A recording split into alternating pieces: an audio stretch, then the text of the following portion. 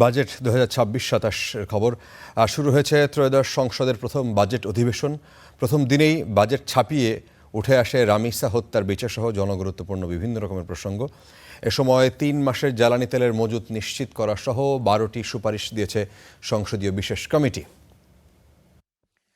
মাননীয় সদস্যবৃন্দ, ত্রয়োদশ জাতীয় সংসদের প্রথম বাজেট অধিবেশন বিসিকের অধীনে চাঁপাইনবাবগঞ্জে অধিবেশনের শুরুতেই জনগুরুত্বপূর্ণ বিষয়ের পাশাপাশি আলোচনায় ঠাঁই পায় চলমান জ্বালানি পরিস্থিতি। উঠে আসে জ্বালানি মজুত এবং সরকারের নেয়া বিভিন্ন পদক্ষেপের কথা। জ্বালানি পরিস্থিতি স্থিতিশীল করতে 3 মাসের জ্বালানি মজুত সহ অটোমেশন পদ্ধতির সুপারিশও করে বিশেষ কমিটি। ত্রয়োদশ জাতীয় সংসদের সাম্প্রতিক জ্বালানি নিয়ে উদ্ভূত পরিস্থিতি মোকাবেলায় করণীয় সম্পর্কে গঠিত বিশেষ কমিটি রিপোর্ট উপস্থাপন করিলাম। এর আগে সম্পূরক প্রশ্নের জবাবে জ্বালানি মন্ত্রী বলেন, দেশে বিদ্যুতের কোনো সংকট নেই।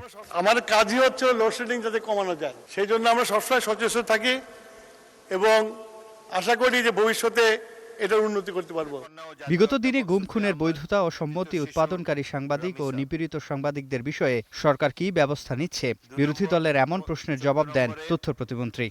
এখন টিভি থেকে জুলাইয়ের পক্ষের যারা সাংবাদিক ছিল তাদেরকে বের করে দেওয়া হয়েছে, সময় টিভিকে দখল করা হয়েছে, ইস্ট ওয়েস্ট মিডিয়া অর্থাৎ বসুন্ধরা গ্রুপের যে মিডিয়াগুলো রয়েছে তারা প্রতিনিয়ত আওয়ামী লীগের পক্ষে সম্মতি উৎপাদন করে যাচ্ছে।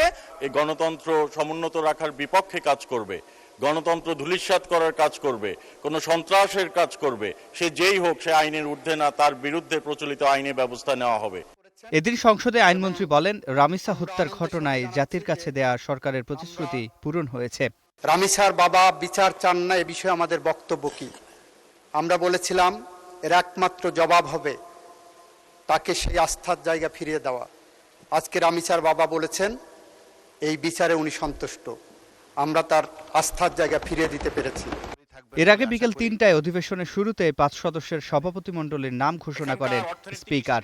এদিন শোক প্রস্তাবে প্রয়াত 16 সংসদ সদস্য ও রামিসা সহ নির্যাতনের শিকার শিশুদের স্মরণ করা হয়।